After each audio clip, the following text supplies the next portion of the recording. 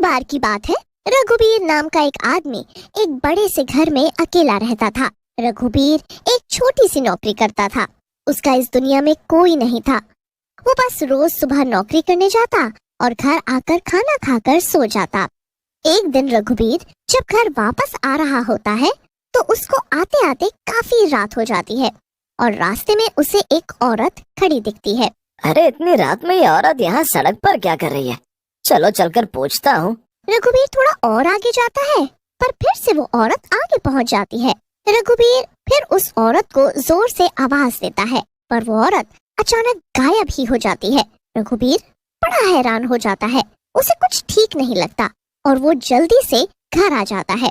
रघुबीर जैसे ही घर पहुंचता है तो उसकी आंखें फटी की फटी रह जाती हैं।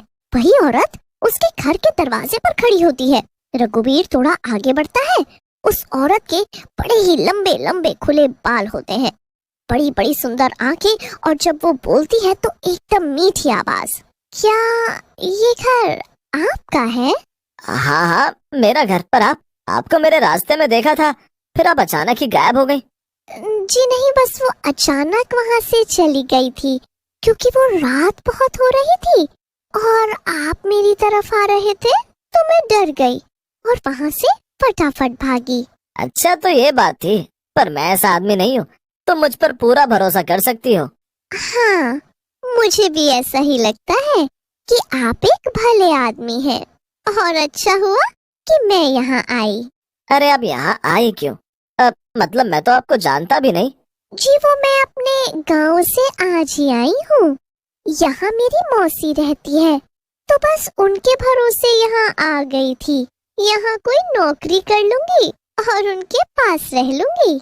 अच्छा तो फिर यहाँ कैसे? बस क्या बताऊं, उन्होंने तो मुझे साफ शब्दों में जाने के लिए बोल दिया कि यहाँ उनका ही गुजारा नहीं है तो वो मुझे कैसे रख सकेंगे और घर भी छोटा है।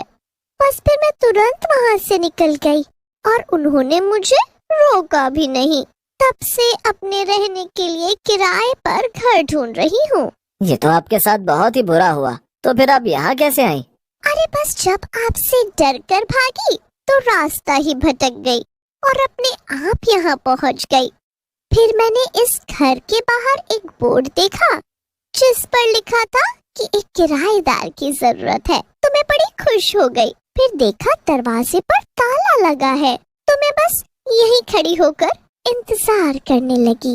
ओह अच्छा, अरे ये घर तो मेरा ही है। दरअसल इस घर में मेरे अलावा कोई नहीं रहता। अब मेरी नौकरी भी ऐसी नहीं कि मैं बहुत कमाता हूँ और ये खाली घर काटने को दौड़ता है। बस एक दिन सोचा क्यों ना मैं किराएदार रख लूँ, तो दोनों समस्या ही दूर हो जाएंगी। तो बस समझ लीजिए आपकी ये समस्या दूर हो गई। आप मुझे अपना किराएदार रख लीजिए। रघुबीर ये सुनकर बड़ा ही खुश हो जाता है।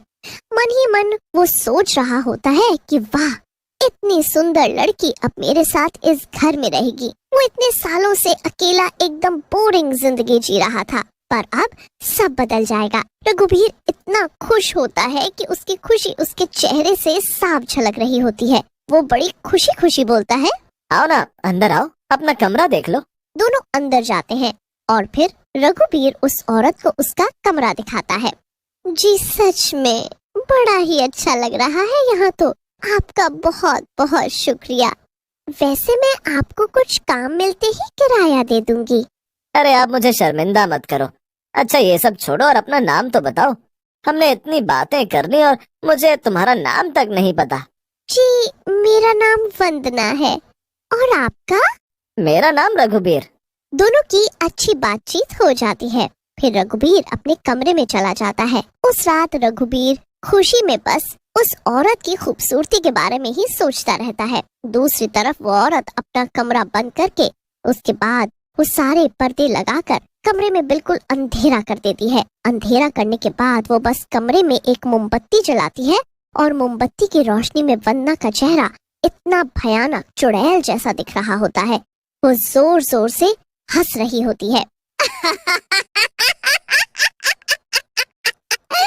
कितना बेवकूफ है ये रघुबीर जो बिना जाने मुझे रख लिया। ये जो इतना खुश हो रहा है इससे तो पता भी नहीं कि मैं कोई वंदना नहीं बल्कि एक चुड़ैल हूँ। अब मैं इसी को इसके घर से बाहर कर दूंगी और हमेशा हमेशा के लिए ये घर मेरा हो जाएगा। चुड़ैल बड़ी खुश हो जाती है और बड़ी देर तक हंसती रहती है। उसके बाद जब उसे लगता है कि रघुबीर अब गहरी नींद में सो चुका होगा तो वे चुपके से बाहर जाती है। वो पूरे घर को बड़ी अजीब तरह से देख रही होती है। फिर चुड़ैल एक आखिर के कमरे की तरफ जाती है जो उस घर का सबसे बड़ा और सुंदर कमरा होता है, पर उसमें ताला लगा होता है। इस आदमी ने इस कमरे में ताला क्यों लगा रखा है? अब मैं इसकी चाबी कहाँ से लाऊं? मुझे कैसे भी इसकी चाबी लेनी होगी। मुझे तो यही कमरा चाहिए। चुड़ैल गुस्से में वहाँ से चली जाती है और अपने कमरे में जाकर दरवाजा बंद कर लेती है। पूरी रात के बाद अब एक नई सुबह होती है। रघुबीर हमेशा की तरह जल्दी उठ जाता है। वो रसोई में अपने लिए कुछ बनाने जाता है, पर वहाँ वो वंदना को पहले से खड़ा देखता है। अरे उठ गए तुम? चलो तुम बाहर बैठो, मैं तुम्हारे लिए नाश्ता लेकर आती हूँ। तुम और नाश्ता, और वो भी मेरे लिए? ये सब की क्या जरूरत है? मैं तो खुद कुछ भी बनाकर खा लेता हूँ। अब ऐसे नहीं चलेगा। अब मैं आ गई हूँ ना, तो रोज बढ़िया बढ़िया नाश्ता और बढ़िया खाना मिलेगा। रघुबीर तो ये सब सुनकर एकदम हैरान ही रह जाता है। एक दिन पहले आई एक औरत उसका इतना ध्यान रख रही है, उसे इस बात पर यकीन ही नहीं हो रहा होता।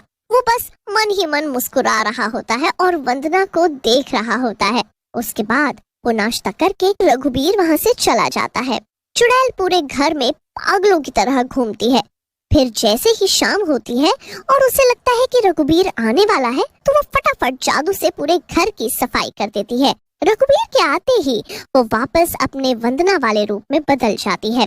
फिर उसके बाद वो रघुबीर से कमरे की चाबी के बारे में पूछती है। रघुबीर बात को टाल देता है। रघुबीर खाना खाकर सो जाता है। उसके सोने के बाद वंदना वापस चुड़ैल बन जाती है। वो रघुबीर के कमरे में जाती है और चाबी ढूंढने लगती है। आखिरकार उसे एक चाबी मिल ही जाती है। वो चाबी लेकर बड़ी खुश होती है और फटाफट कमरे के बाहर निकल आती है। चाबी लेकर चुड़ैल सीधा उस आखिरी कमरे को जाकर खोलती है। कमरे में बस जाले, धूल मिट्टी और बिखरा हुआ सामान होता है। कहाँ है, कहाँ है? यही होना चाहिए। कहाँ ढूंढूं अब मैं? चुड़ैल पागलों की तरह सब सामान इधर से उधर कर देती है और उसी चक्कर में फूलदान नीचे जोर से गिरता है और उसकी आवाज सुनकर रघुबीर की आंखें खुल जाती हैं। चुड़ैल फूलदान उठाने ही लगती है कि उसे तभी एक पुराना बॉक्स दिखता है।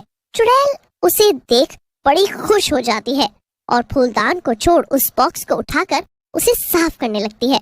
मिल गया, आखिरकार मिल ही गया। इतने में वहाँ रघुबीर के आने की आहट आती है। रघुबीर डरता हुआ अंदर जाता है। देख इस डब्बे की तरफ और याद कर अपनी गलती। रघुबीर उस डब्बे की तरफ देखता है। उसमें कुछ कागज होते हैं।